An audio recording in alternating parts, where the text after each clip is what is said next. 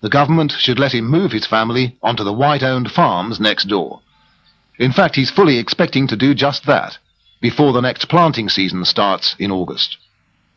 After all, as his father Langton says, land was what the War of Independence was all about. All riches come from the soil. They wanted soil. That was the first question. And they still want soil? They still want it. And they still haven't got it? They still haven't got it. Okay. Since independence. So if there are all kinds of problems and delays...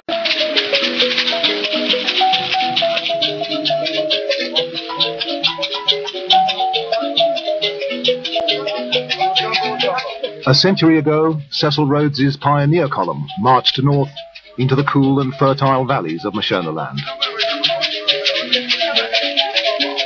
The colony that bore his name was founded on a wholesale land grab by British settlers. It went on for more than 50 years, and the independent nation of Zimbabwe is still wrestling with its consequences.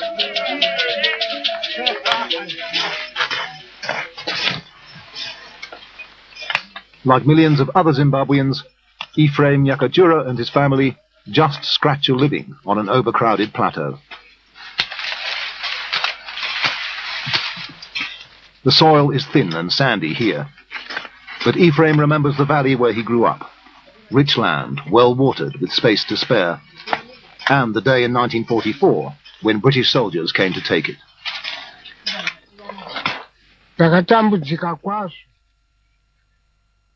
I was very, very unhappy.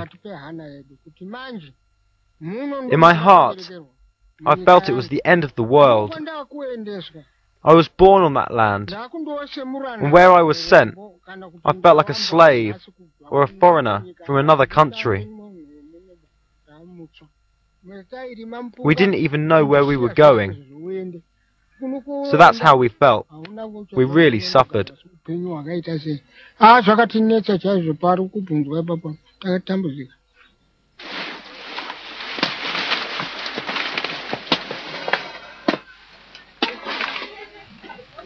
It's harvest time at Sarui Sauce Farm on the rich black soil of Norton, west of Harare. Tobacco is the farm's most important cash crop and Zimbabwe's biggest export earner. It pays the wages of 75 permanent farm workers and their families and provides a handsome living for Jim Sinclair and his two sons. You got a spray for that? Yeah. That's Frogger. That's Frogger sport. So we've got to do something about that. Between them, Jim and the boys own 2 farms and lease a 3rd. Yeah. Okay, Doug. Well, we'll see you. Okay. You come back for lunch? Yeah, I'll see you later. Bye. They're good farmers, and they're proud of it. We're probably spending, in terms of turnover, we're probably pumping $8 million into the Zimbabwean economy every year, and in terms of fertilizer, chemicals, capital equipment, that sort of thing. As well as tobacco, there are maize and hay crops, and 1,000 head of cattle fattening in Sarui Sauce's lush pastures. It's a good life, but Jim Sinclair feels that he and his family have earned it. His father-in-law bought the land from another white settler in 1933. Okay, Jonathan, I thought you might be interested in a couple of things we've got in here. When his wife's father died, Jim paid top dollar to buy out her brothers and sisters. Our wedding in this garden in 1965. They've raised 3 children and 3 grandchildren here so far. My mother and all her children and grandchildren. Wow. Yeah. Extended family. Yeah. Wonderful. When independence came, Jim was elected president of the Commercial Farmers Union. So that's your friend the president? Yeah, he was prime minister then. We were quite friendly. He was accessible and, of course, led the policy of reconciliation after the war. But unfortunately today, he now sends out letters like this. The letter came at the end of November. It gives notice that Sarui Sauce Farm has been designated for compulsory acquisition by the government.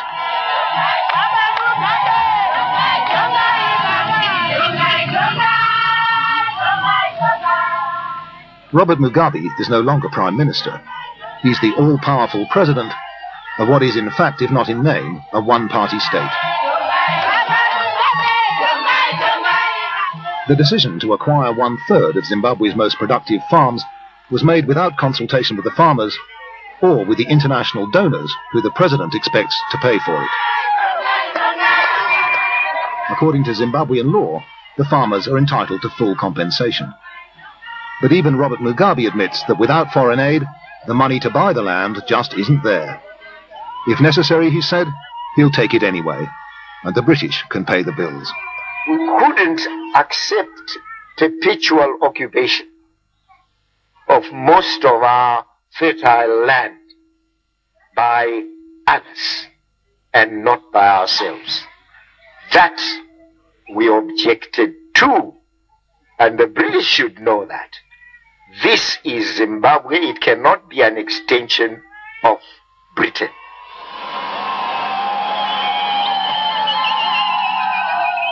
The implication that the white farmers are not Zimbabweans, but others, goes down well with the ruling party elite. It's not so welcome to Jim Sinclair.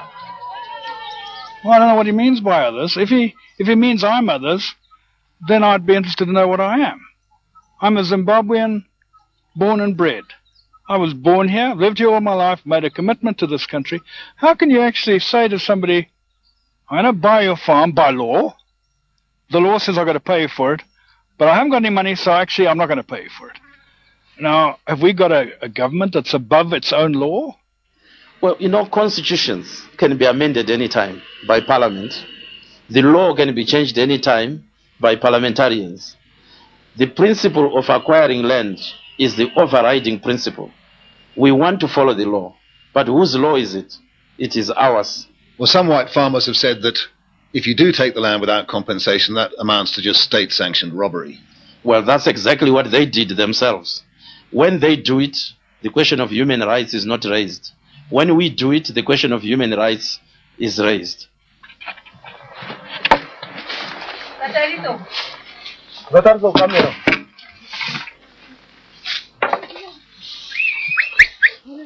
Bordering Jim Sinclair's land at Norton is the communal area of Mondoro, home to around 70,000 people and half as many cows.